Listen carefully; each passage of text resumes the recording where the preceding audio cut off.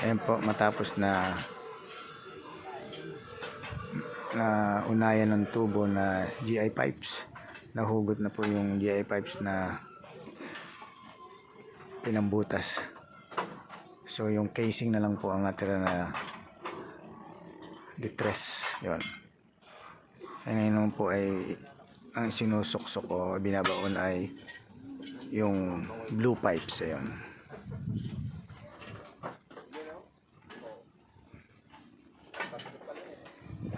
Sa mga gusto magpabaon ng magkaroon ng sariling supply na malakas na tubig, PM lang po o DM lang. Wise Builders Contractor by EDC. Ayan. Sa mga gusto magpagawa ng private and residential house, private resort, private rest house,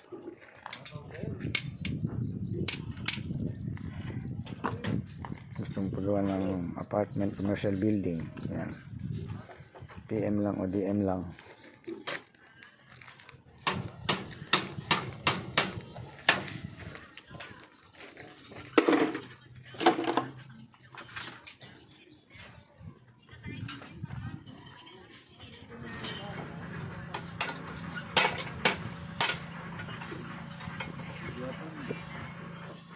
Artista ka na.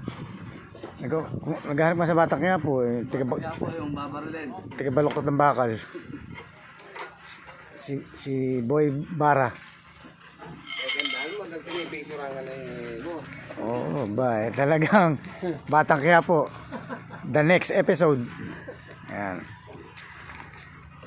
Minsan kinakailangan din po tayo magpatawa sa ating mga kasama para hindi nalulumbay. Ayan. Ito po yung parilya natin. Yan po yung ating main bottom bar.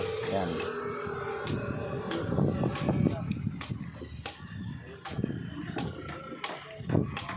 Yan, ito na po natitrim yung para sa swimming pool. Yung layout ay gusto natin ay hanggat maaari maklearing na yung klibi ng flooring bago naman natin na ukayin yung gilid, excavation sa gilid para po sa runner footing. Then pagkatapos po ng runner footing ay siyempre yung column ng foundation. Yan. Ito po ay isa sa private rest house. Ito po yan sa bayan ng Malolos City, Bulacan, Barangay Calanate. Ayan. Hukay pa lang po ay talagang mapapansin natin na swimming pool na talaga ang dating. Ayan. Sa bagay, kanya-kanya po naman ang preparasyon para sa pagtatrabaho o anuman trabaho. Mayroon tayong mga preparasyon kinakailangan ay inaayos ang trabaho. Ayan.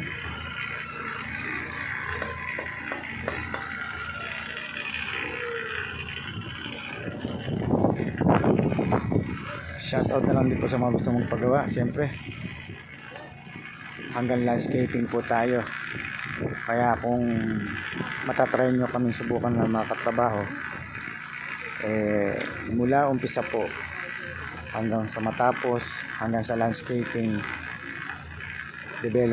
development o developer, matitikman nyo yung aming trabaho. Salamat po and advance Merry Christmas.